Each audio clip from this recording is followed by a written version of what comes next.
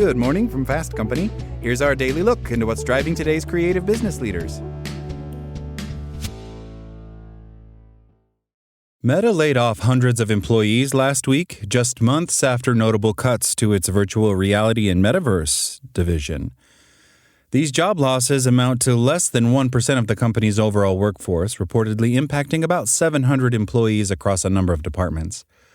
But recent headlines indicate there's likely more to come. Earlier this month, Reuters reported that Meta was planning large-scale cuts to its workforce that could slash 20% of jobs or more to help offset the company's investments in artificial intelligence. At the time, Meta dismissed those claims as speculative, reporting about theoretical approaches.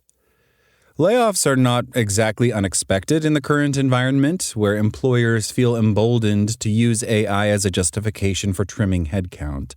Companies like Amazon and Block have cut thousands of jobs since the start of the year.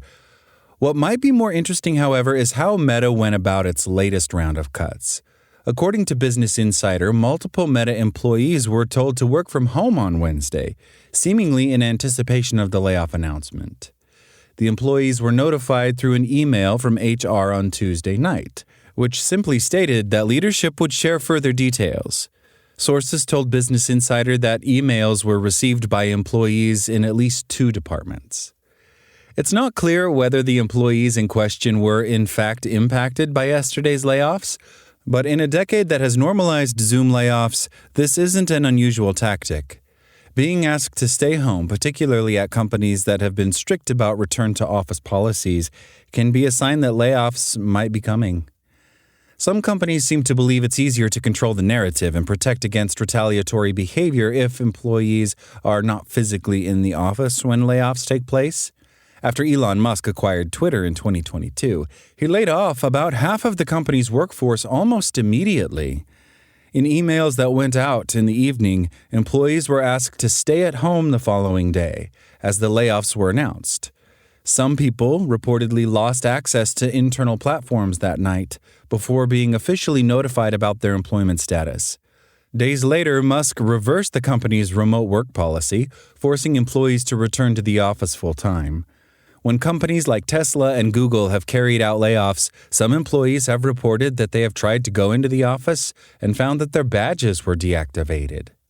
Since the pandemic, a more impersonal approach to delivering news about layoffs has been normalized to some extent. Some employers have drawn negative attention for being particularly callous. In 2021, the Better.com CEO, Vishal Garg, laid off hundreds of employees over a Zoom call, a move that garnered widespread criticism. In recent years, companies like Tesla and General Motors have even notified employees about layoffs through email or via calendar invite in the case of Intuit. There are, of course, more humane ways to let go of employees, even remotely. But many companies struggle to conduct layoffs with compassion, and very often, leaders fail to take accountability or offer employees enough transparency when they disclose job losses. The regular cadence of mass layoffs over the last few years has also empowered employers to act with more impunity, since they are shielded by the sheer scale of job losses.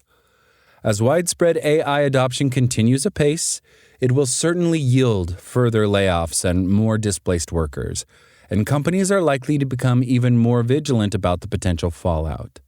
So, if your employer has a strict in-office policy and suddenly asks that you work from home, it could very well mean layoffs are around the corner.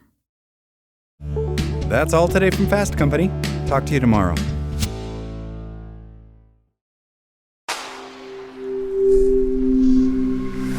Spoken Layer.